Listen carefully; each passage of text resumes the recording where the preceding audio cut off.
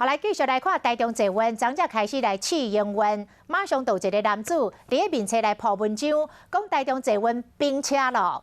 民众看到佫抓准台中坐运真正是出意外咯。警方找4点钟，就找到这个做谣言的男子。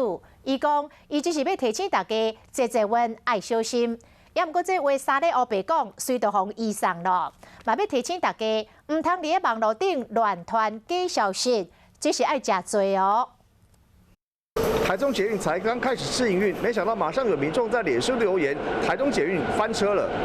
16号暗时，面册出现这篇文章，写着：请注意巴顿文心坐运路线冰车，民众看到佫抓准坐运真正发生意外。会紧张吗？有一点点，我就看到我就想说要赶快看新闻，会不会是假新闻？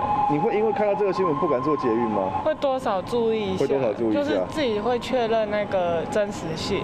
文章伫网络互流传，引发争议。破门的男子4点钟了，伫网卡互警方找到。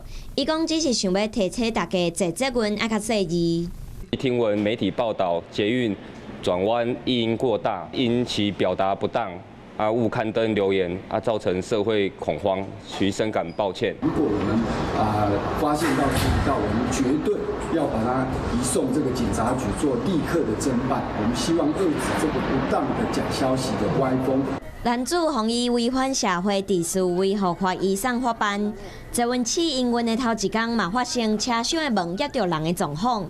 坐运公司透早特别派人伫车门边注意，而且用走马灯提醒民众关门进前莫硬要上车，爱甲意外发生的几率降到上低。